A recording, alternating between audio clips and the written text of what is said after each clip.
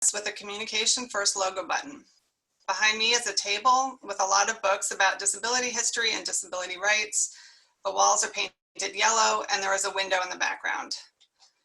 I'm sharing my screen and the first slide has a black background with the Communication First logo and white lettering that says ADA, Community, and Communication, along with our names, titles, and the date.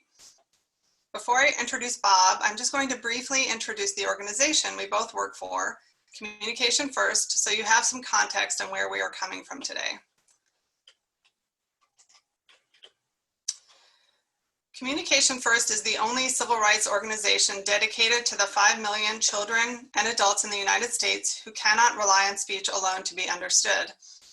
We are a cross-disability organization led by people with disabilities, and we formally launched less than a year ago in October 2019. Communication First's mission is to advance the rights, autonomy, opportunity, and human dignity of our historically marginalized population through 3 key strategies. 1, public education and engagement. 2, policy and practice reform. And 3, direct advocacy and representation. Our constituents include over 5 million children and adults in the United States with speech-related disabilities and conditions, no matter the cause and no matter the age of onset. We represent people who are born without the ability to speak, including people who have rare genetic syndromes, autism, Down syndrome, cerebral palsy, and apraxia, as well as those who lose the ability to speak later in life. For example, due to Parkinson's disease, ALS, MS, and traumatic brain injury. Now I'm pleased to introduce Communication First Policy Director Bob Williams. Bob has had a distinguished 4-decade career in federal and state government and the nonprofit sector, most recently as Director of the U.S. Independent Living Administration at the U.S. Department of Health and Human Services. He is a nationally recognized leader on policy issues relating to supporting people with the most significant disabilities to live, work, and thrive in their own homes and communities. When Mr. Williams was born with significant cerebral palsy in the 1950s, his parents were told to put him in a state institution and to never look back. Obviously, and thankfully for us, his parents rejected that advice. He has closed down multiple institutions and worked on the Olmstead case before the Supreme Court. In this photo, you can see Bob in the Roosevelt Room of the White House. He is seated in his wheelchair with his AAC device at the head of the table where President Barack Obama and Attorney General Eric Holder are also seated. Everyone is laughing. The quote from Bob printed on the slide reads, quote, "Communication is a basic human need, a basic human right, and more than this, it is a basic human power." Bob, take it away.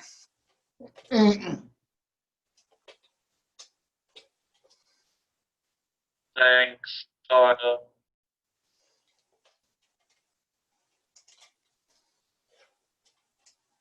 I want to start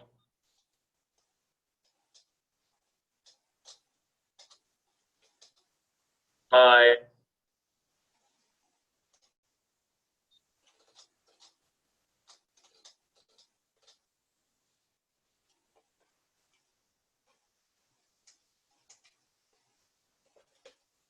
spelling out why I am here today. I want to start by spelling out why I am here today. As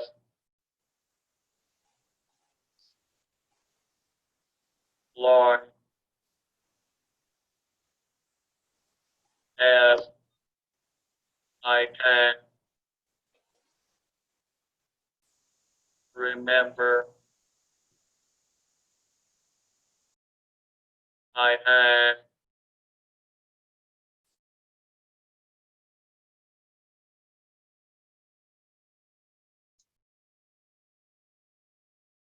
always found ways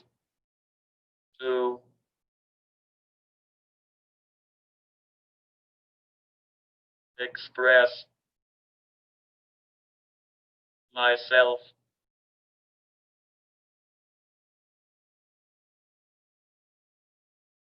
that others can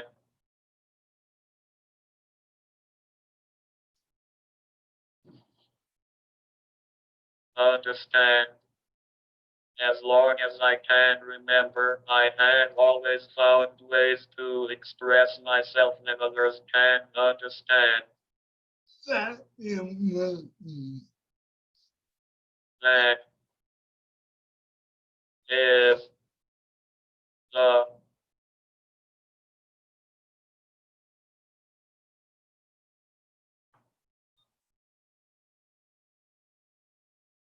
only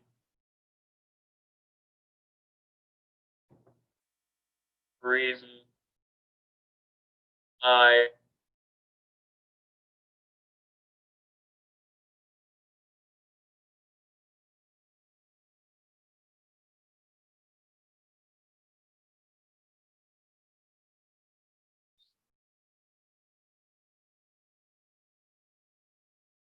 escape the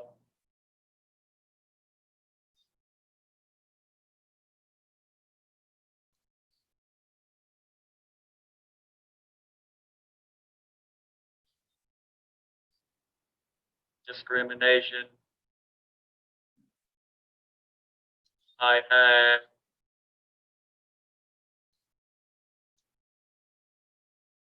known others to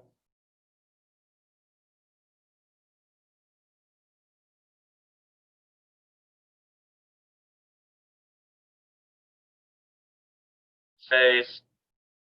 That is the only reason I escape the discrimination I have known others to face. It is why I am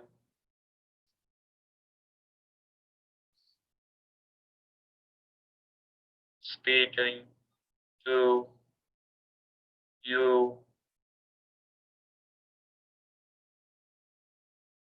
today, and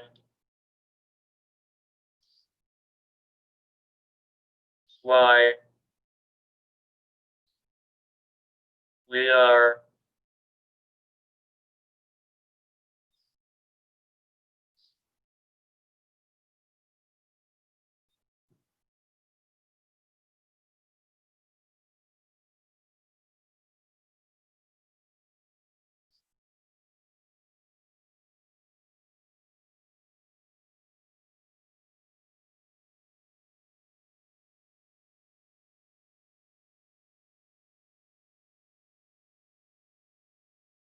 excited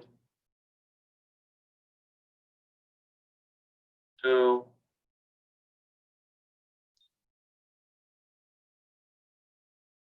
share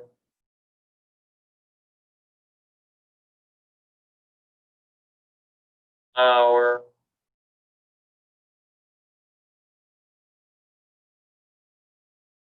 work and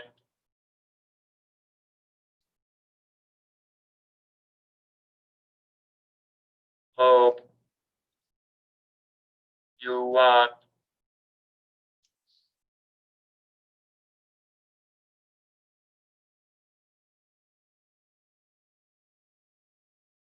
will join us. It is why I am speaking to you today and why we are excited to share our work and hope you will join us. The title of our session today is ADA communication, community and communication.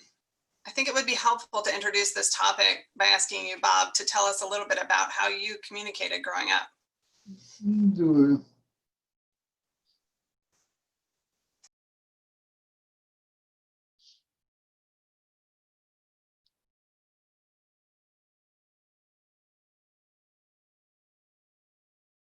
Before I answer them, I want to note that when I make presentation, I prepare most of what I am going to say in advance. This enables me to speak one sentence at a time. For those that might not be viewing this on Zoom, let me set the scene. I am a white older man, seated at a long wooden table in my home office in Southwest DC.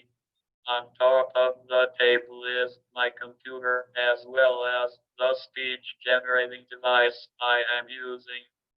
It is also evident on Zoom I have significant motoric and speech disabilities. On the wall to my left are photos of family and friends. A piece of wood with the alphabet and numbers 0 through 9 stenciled in black is also visible. It is there as a reminder of the large debt I am paying forward. I believe my life, while molded by many factors, has been possible by the following above all else: the love and belief that my family and others have had in me. From a young age, I also had a ready supply of ways to communicate and connect. My mom said she knew I could keep a beat and had things to say when I pretended to lead a band or played 20 questions as a toddler. At 6 or 7, I learned to type on an IBM electric typewriter, which convinced my doubtful teacher that I could both read and write. And what about after that?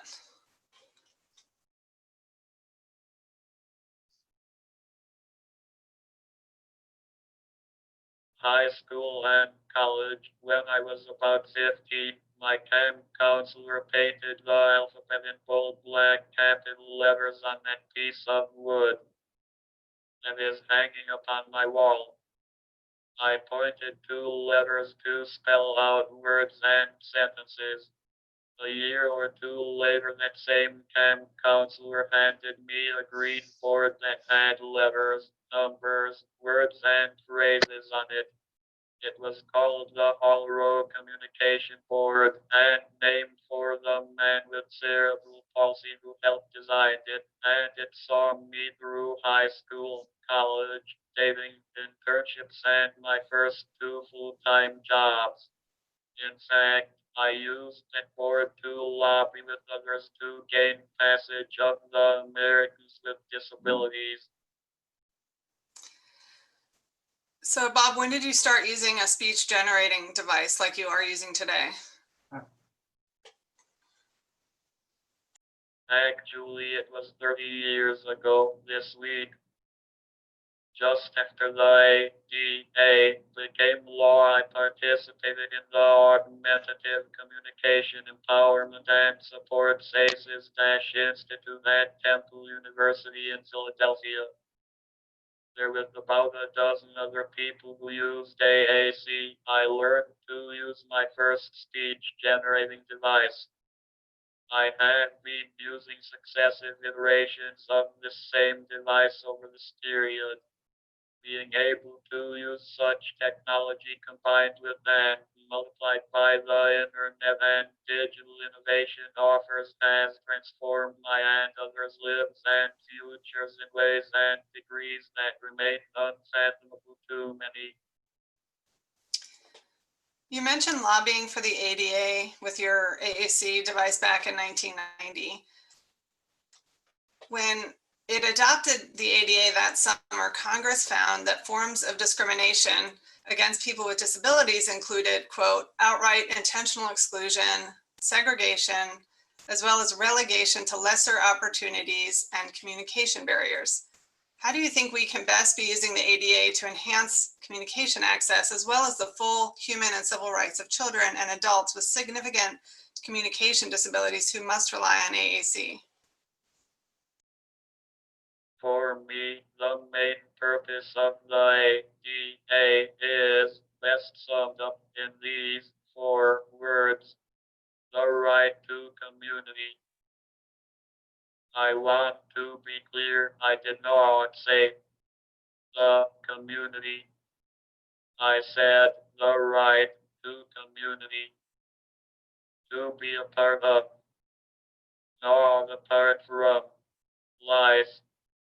You know, Congressman John Lewis's last words to America, as printed in the New York Times on the day of his funeral, were these: quote, "Democracy is not a state, it is an act," and quote, "I believe he meant that democracy is not just a noun we can take for granted. It is a verb, an action we all must engage in. I believe the same is true of, it is an act that we all must engage in and take responsibility for together."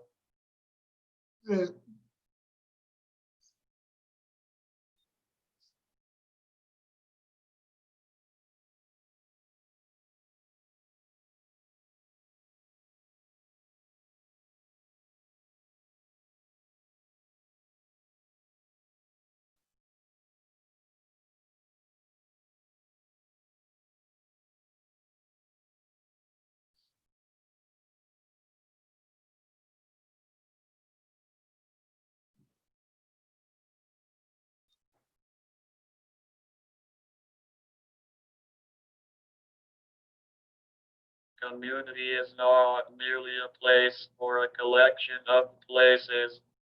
It is an act that we all must engage in and take responsibility for together.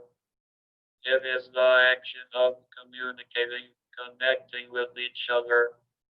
I often ask all kinds of people what they see the purpose of the ADA as being, and predictably they say that it is to eliminate mainly the architectural and other design barriers many face.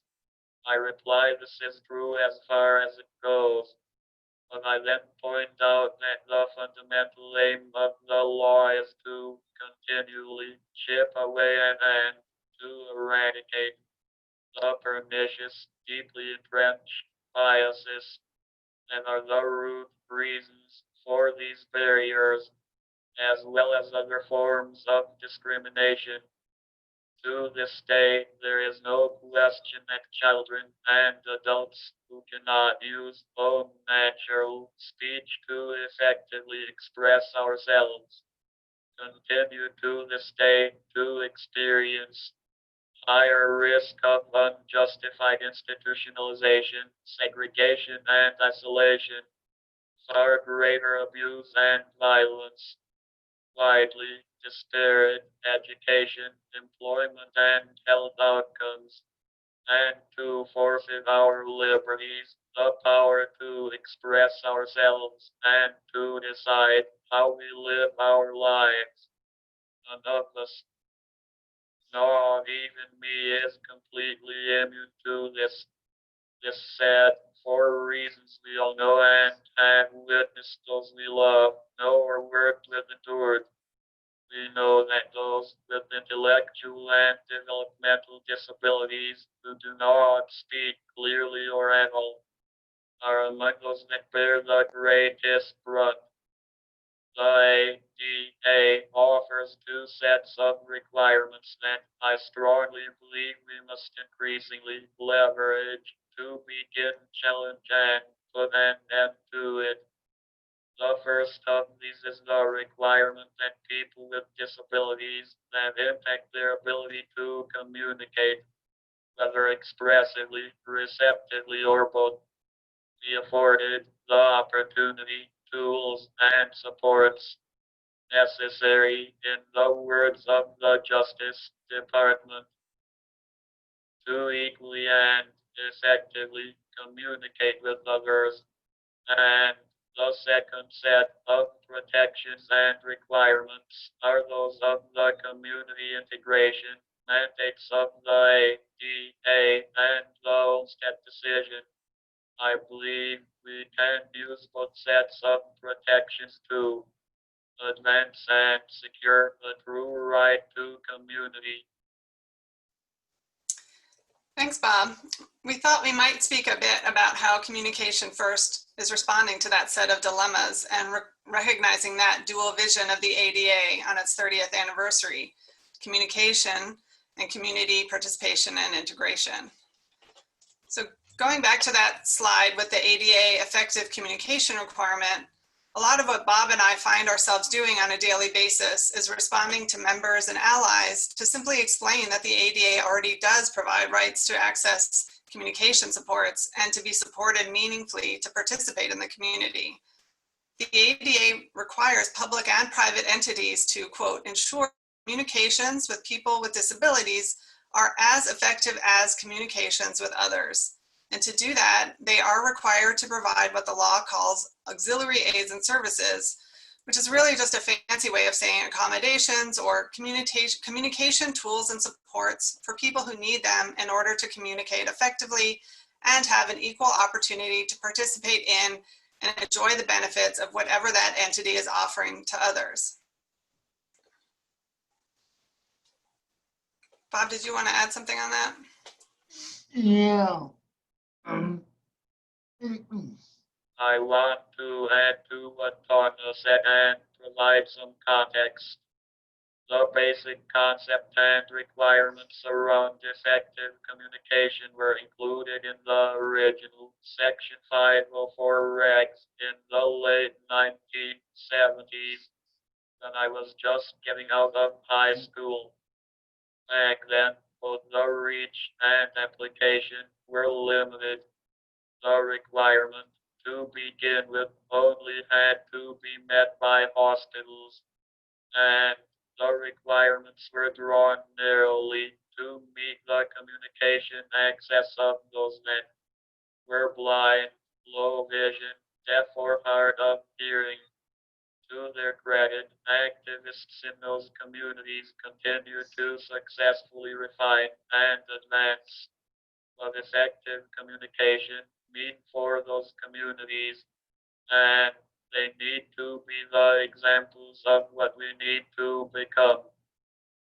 Fortunately, the effective communication requirements now must be followed by all entities covered by ADA and similar laws, and they afford rights and protections to a wider group of individuals, including persons with significant cognitive, communication, developmental, learning, sensory, and other disabilities and conditions. Progress is being made, but more remains. 30 years ago, when many of us were working on the passage of the ADA, we referred to accessible transportation as the linchpin of community integration. Today, especially for the folks we are focused on, effective communication is that linchpin. Absent that, there is no community. There is no real integration. It matters not where we live. Absent the opportunity, tools, and strategies we need, and I mean that all of us need to communicate, connect, and live with each other as a part of one another. We are all forced to live separate and apart from each other. We can and must do better.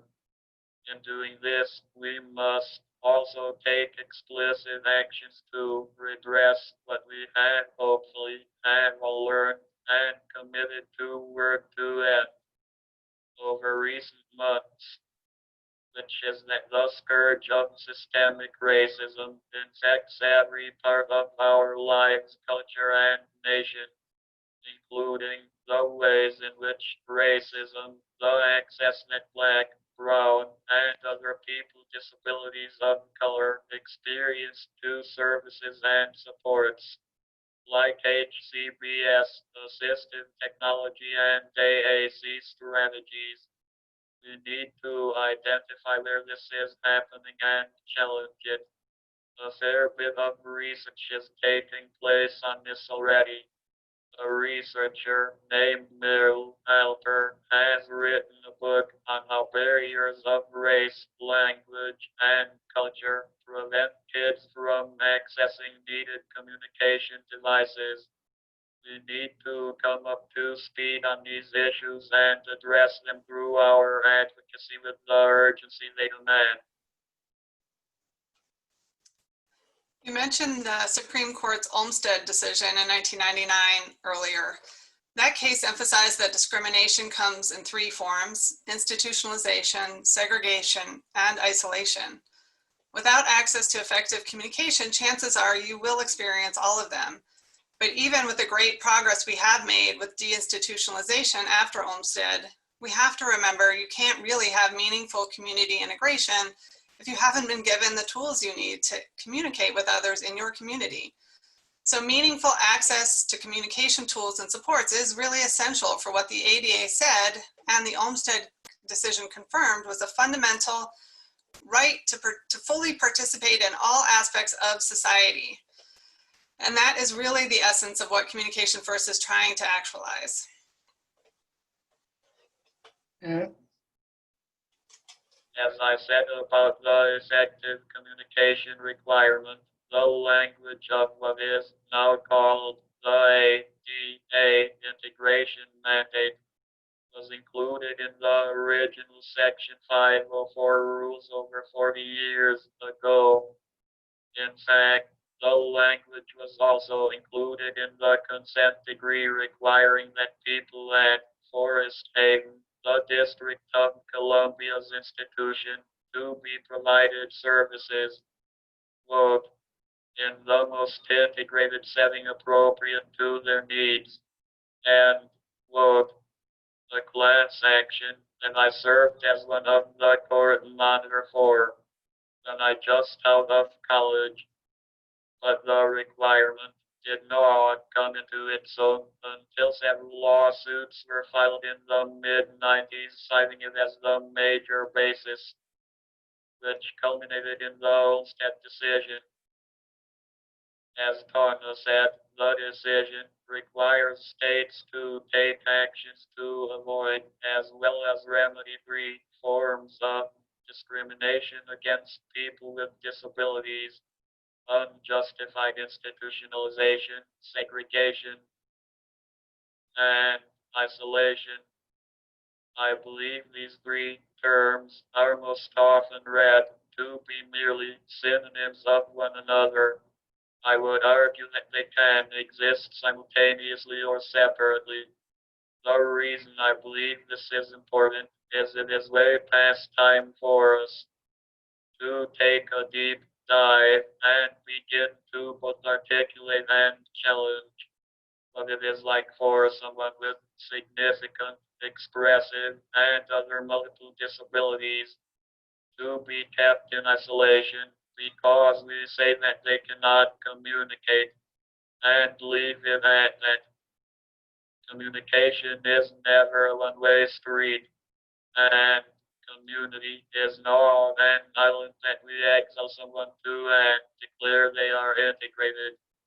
For too long, we as a field have placed the onus for communicating solely on the person with the greatest challenges. I have seen, as I am certain you have, how this has played out in the lives of many folks with intellectual and developmental disabilities who I have known, loved, and learned the greatest from, as Anne McDonald, who spent most of her life on the back ward of an institution in Australia, wrote, "There is no way for someone that is speechless and trapped to connect and communicate if others do not help them to make that leap." The ADA, in my view, is the launching pad, making a great leap together. As Bob noted, so much of the discrimination in our community faces in the forms of communication barriers and denial of opportunity really is just because of ignorance, bias, and low expectations. So part of what Communication First aims to do is to change society's perceptions and increase public understanding of people who cannot speak to help our community become more visible, to be counted, to be named, and to become more familiar as participating and valued members of society. And part of that involves seeing ourselves as our own community with our own identity. Our community is incredibly diverse, but we have so much in common, and by joining together and supporting each other, we will all benefit. We must change that social narrative about our community and ensure we reduce barriers not just to communication, but to community participation more broadly. Of course, a key part of that work is to increase access to robust AAC communication tools and supports for everyone in our community, both generally and in particular contexts like in school and in healthcare settings. And of course, to work to improve self-determination and autonomy. Over the past few months, we, like everyone else, have had to pivot to address COVID-19. In March, we developed a free COVID-19 communication rights toolkit on our website that patients can bring to the hospital to help them advocate for their rights to AAC and to in-person communication supports. In April, we were contacted by the daughter of a 73-year-old woman with aphasia who had just been taken to the hospital the day before. She called because the hospital wouldn't let the daughter enter the hospital with her mom to be with her communication support person. We ended up having to file a complaint with the Office for Civil Rights at the US Department of Health and Human Services. And on June 9th, we got a terrific resolution that applies nationwide, clarifying that patients with communication and other disabilities who require access to in-person supports to benefit from treatment are entitled to those supports, regardless of hospital no visitor policies that may be in effect right now. Just last week, as part of its commemoration of the 30th anniversary of the ADA, OCR, the Office for Civil Rights, issued a very nice video with Susan Fandicone, the daughter who first called Communication First back in April, when Hartford Hospital prevented her mom from accessing her necessary in-person communication supports. This slide is a screenshot of our Facebook page, the post that we made that has a link to the video. This was posted less than a week ago, I think last Thursday. I highly recommend listening to Susan tell her family story, which had a very happy ending. So the link to that is on our Facebook page. And 2 weeks ago, Communication First joined with a coalition of other disability rights groups, including the ARC of Virginia, to send a letter to Governor Ralph Northam to encourage the Commonwealth to issue guidance conforming to the OCR resolution on hospital visitor policies to prevent further discrimination against Virginia's patients with disabilities. We are still waiting for a reply on that, but we are hopeful Governor Northam will do the right thing and issue clear guidance on this very important issue for our community. Another ongoing project is our work to reduce the use of harmful restraint and seclusion practices, which are disproportionately used with people who have not been given the tools to report and testify to the abuse they experience. Last October, we joined in a federal lawsuit against Fairfax County Public Schools in Virginia for its overuse of restraint and seclusion practices against students with disabilities. 2 weeks ago, we received an incredibly positive, groundbreaking decision from a federal judge allowing the case to move forward after FCPS moved to dismiss it. Another project we are beginning to ramp up is to examine policies around administering IQ tests on children who cannot rely on speech to communicate and who do not have reliable hand control and who have not been given access to robust AAC. There's extensive research, and even the testing protocols themselves advise against using these tests on this population, and yet it is done all the time. And the inevitably low test scores that result and are used to deny these children access to robust AAC and appropriate educational opportunities, resulting in a vicious cycle. Bob, did you have anything to add on that? Yeah. I want to strongly reinforce this. Growing up and throughout my career, I have known, worked, and advocated for children and adults with multiple significant communication, developmental, behavioral, cognitive, and physical disabilities. And I had no doubt some level of intellectual disability as well. But the tests they were subjected to year after year failed them. Most were merely stamped as, quote, severe and profound, and, quote, AAC is never as an option.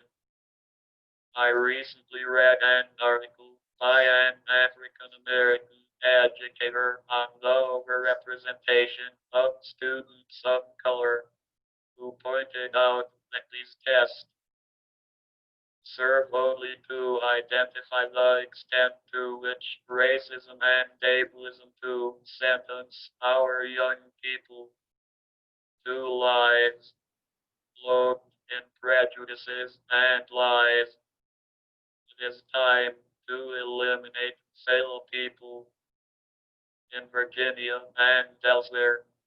It is time to right the wrongs done to Terry Bucket and countless others. It tasks. Finally, we're beginning a series of AAC user chats for our members with prominent people in the disability community. Our first was 2 weeks ago with Communication First board member and star of Crip Camp, Judy Human. If you missed that webinar, a captioned recording will be posted on our website in the very near future.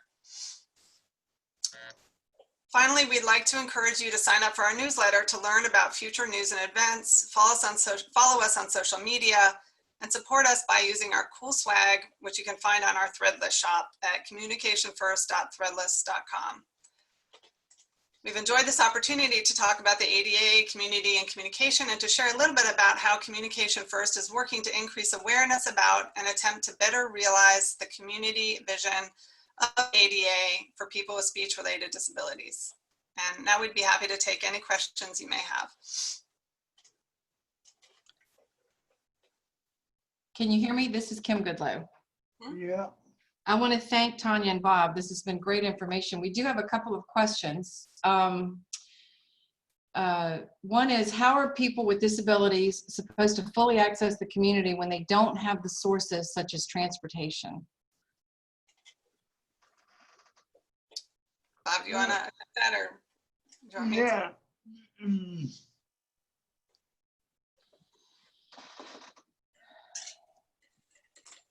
I think, as I said, we have made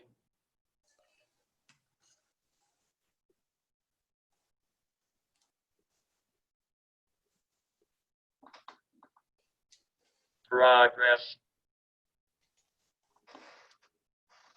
in many areas,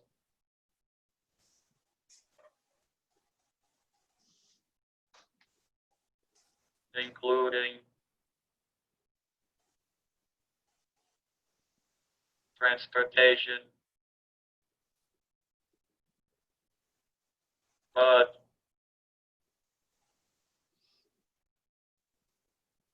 have far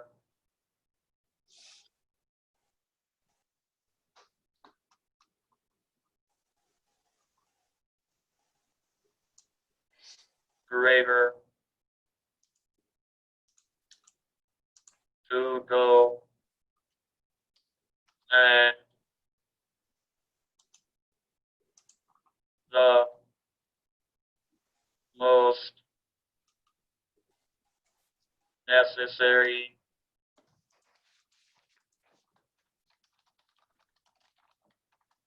strategies to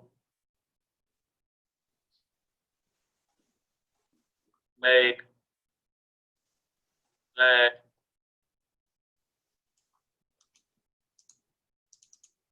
happen is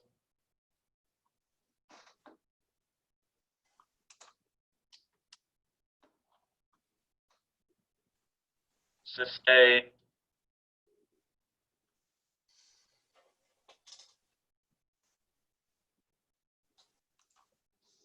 advocacy. I think, as I said, we have made progress in many areas, including transportation, but have far greater to go, and the most necessary strategies to make that happen is sustained advocacy. Thank you. And I know the Arc of Virginia transportation is a big issue for a lot of our rural communities. So that is something that we are working on. So thank you for that. And that question was from Stephen Grammer. The next question from Stephen is, or it's more of a comment. It's, when I was 10 years old, DSS told me when something happened to my mom, they would put me in a nursing home. When she passed, I lived in a nursing home for 9 years. Now I live on my own, and I am an advocate for people with disabilities. So, Stephen, thank you for that. I noticed there's like 3 very similar questions, which basically get to how do we help increase access for people who can't speak but need access to communication tools and supports. Should I just combine kind of all of them, or do you want to read? Yeah, and if you can see the chat box, Tana, feel free to jump in and take it. So I'm just going to sort of merge some of those questions. One is from Jennifer Serena, one is from Karen, and one is from Linda, I can't see the last name. Lawrence. One is from Denise. So they're all sort of about how do we know what's available? How do we ensure greater access to AAC essentially? Part of what we're really trying to change is on a sort of societal level is this concept that, well, is this lack of, I think, appreciation for how important communication is. So if you've always been able to speak, you have no idea what it's like to not be able to speak, right? You have no appreciation for how fundamentally important communication is to all areas of life.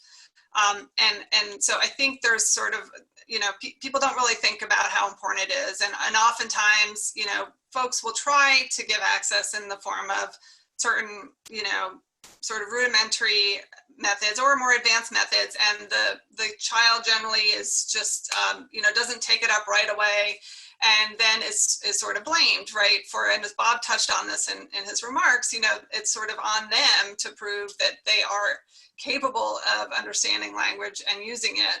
And if they don't do that in the first, you know, day or months or year, then they're sort of written off as incapable or unworthy of AAC. The field of AAC, augmentative and alternative communication, is really in its infancy. If you look at the 2 other types of communication disabilities, so if you look at deafness and blindness, like the work on those communication supports for those populations is well over 100 years old. It's very well established, both of those fields in terms of communication. Very standardized at this point. Braille, American Sign Language, you know, there's some sort of variations in each, but it's very standardized, right? And we have nothing like that in the third area, the third communication disability area, which is our area, people who probably can hear and probably can see, but cannot speak, and that's the main communication disability. There's nothing standardized. We're in very early stages of figuring out tools to support people who can't speak. They're not ideal. There's no form of AAC that's great, that's perfect, that's slow, it's laborious. The high-tech things, you know, have technical glitches all the time. The low-tech, you know, the low-tech forms of AAC require, you know, often dependence on another person. So there's nothing perfect, but there are things that do work, and we know that work. And, you know, over time, it really just takes the dedication of people who care, parents, teachers, speech therapists, occupational therapists, and others to really just work with an individual, figure out what their needs are, and really just be persistent. And, you know, that was Bob told the story of his long path to the device he currently uses, you know, and all the things he's tried over his decades of being an AAC user. You know, it's just being flexible, being sort of determined, and adapting, you know, as needs change. So there's no single answer to that, really. I think it's a systemic problem, and that's part of the reason Communication First formed, was to try to really bring greater attention to this, which we believe is a human rights issue, denying people access to these supports. We know there are things that work. They're not perfect, but they work, and they're better than nothing. And, you know, if people are denied access to these things, you know, that it's just, yet we do view this as a human rights issue and as something we need to change. So one of the things Bob also alluded to was following the lead of the deaf community in particular, who has been incredibly successful over the last 30 years in particular at bringing greater attention to how important it is to ensure communication and language access from birth, really. So you cannot leave a hospital in this country if you're born in a hospital without having a hearing test. You know, there's nothing similar. There's no similar test to predict if someone's not going to be able to speak at birth, but we do know, for instance, like by 12 months, you should be able to say mama and dada. And so a parallel thing might be, okay, if you're not doing that at 12 months, drop everything, you know, do sort of intensive early intervention type work, and to make sure that by the time the child enters kindergarten, they already have access and are able to use a robust language-based AAC device, so that they don't, you know, they're not forced into a separate setting where they're not getting an appropriate education, for instance. A lot of assumptions are made about people's capabilities to understand and to use language based merely on the fact that they can't speak. And we know that there's no basis for that. There's no evidence for that. Speech and language are different parts of the brain, and assumptions are made all the time that results really in a lot of detrimental impacts on children. So a lot of what we're trying to do is just, you know, increase that appreciation for how important communication is, and really increase the attention and dedication that's given to ensuring every single person who can't rely on speech for any part of the day, whether they're part-time or full-time or whatever, gets that access, and no matter the age. So if you lose speech later in life, for instance, due to a stroke or whatever, there's no reason why we shouldn't be working on that as well. So I hope that answers a bunch of those questions about access.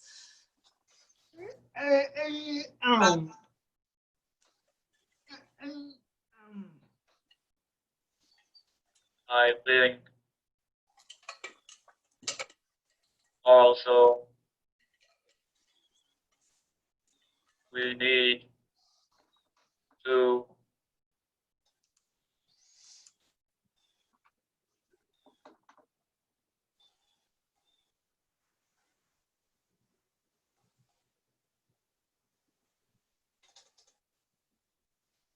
dispel the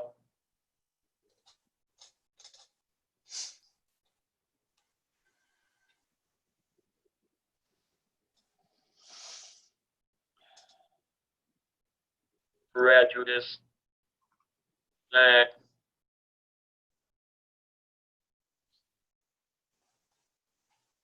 if you have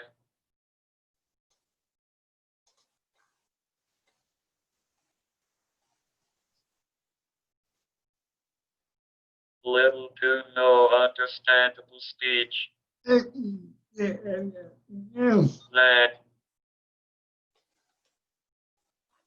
means you have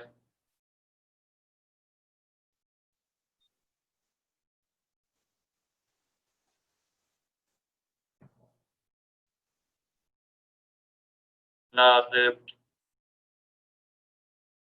to say and no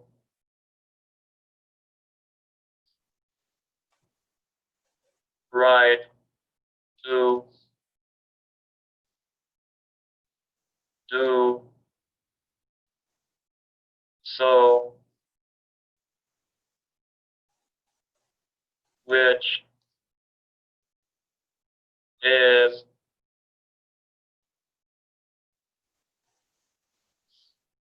Y,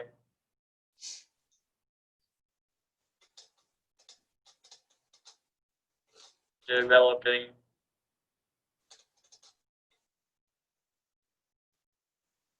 strategies using the ADA to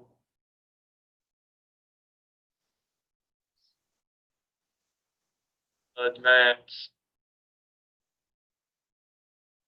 those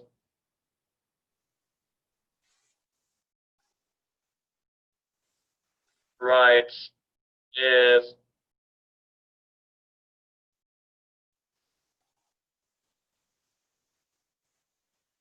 critical.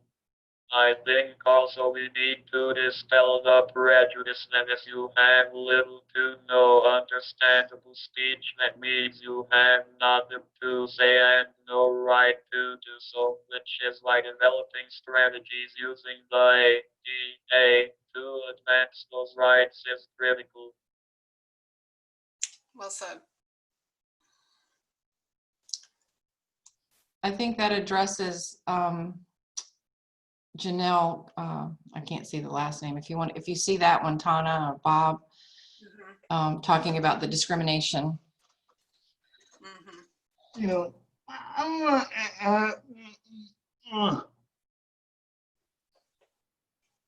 I want to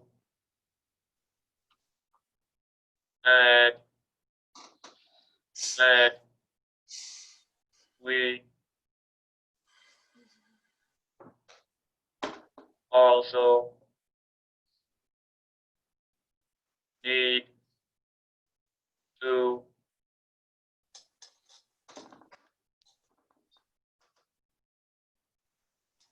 make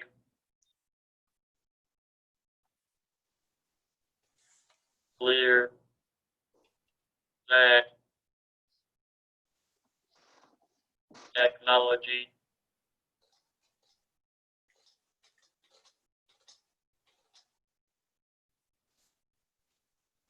alone is never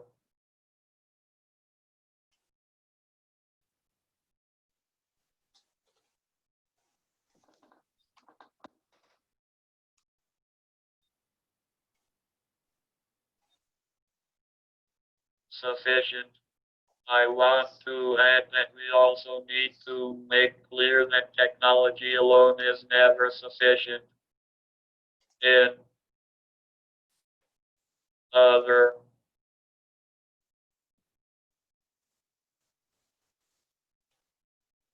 countries like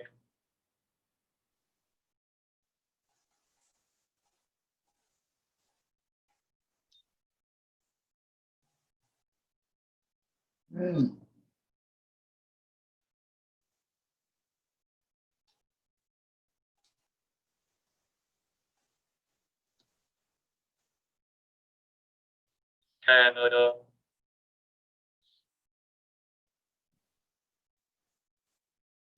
much more is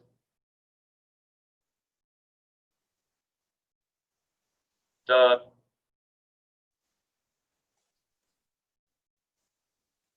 around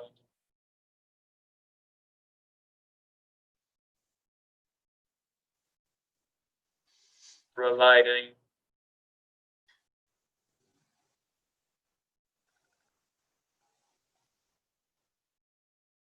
communication assistance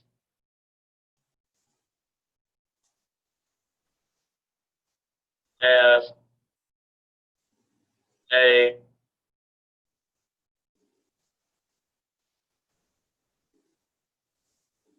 form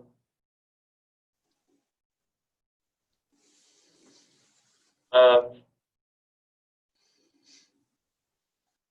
personal assistance, and that is something we need to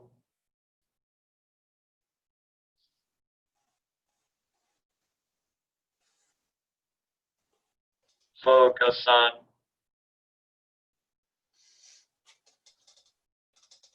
Developing here. In other countries like Canada, much more is done around providing communication assistance as a form of personal assistance, and that is something we need to focus on developing here. Yeah, that sort of gets to one of Janelle's comments about supporting intensive needs. I mean, it's shocking to me. I have a little bit of experience with the Medicaid waiver system.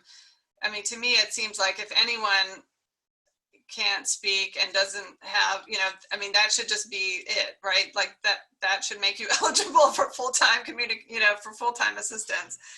It's just baffles my mind to know that that's not sufficient, right? And you have to prove like other areas, because communication is so fundamental to everything. And yeah, so completely I agree. I mean, that said, if you are in the Medicaid waiver system, obviously your support person can play that function as well. But I agree, that should be a key sort of distinctive function as a support person. Even if you do, have access to technology, as Bob said, you always need additional human support for that. As we're advocating in hospitals around the country for a really diverse range of patients who need communication support, that's one commonality we're definitely seeing, as regardless of what form of AAC or communication support the patient needs, they always need another human being who's familiar with their individualized support. We don't have this analogy, the standardized sort of ASL type system or Braille type system for our community. Every single person needs to have someone who's familiar with their individual disability and their individual support needs to be able to be there by their side to help them use their technology if they're completely independent with it. Or like in Carson's case, the video that I mentioned earlier, Susan's case, someone who actually knows the individual and how they communicate, how to read their faces and their movements to interpret what they're trying to communicate. So that's one thing we've learned from all of this lately. So well, Tana, I think that's the end of our questions, and I'm sure all of our panelists and our attendees would agree. I mean, the Medicaid waiver system lacks a lot. I mean, even to just get the technology always seems to be a struggle. that's it. Yeah, not even get the insurance bit about paying for it. So. Right. Yeah. So we're at the end of our time. I just want to thank you and Bob again. All of this information is important, and we hope that people on the attendees will go out and like your page on Facebook and get in touch with you. And we want everyone to know that we will have these slides on our convention website for you to reference if you need them. And just thank you again. We appreciate all the information and you taking your valuable time and sharing it with us. Thank you for having us. It's a pleasure. All right. Goodbye, everybody. Thank you. Thank you.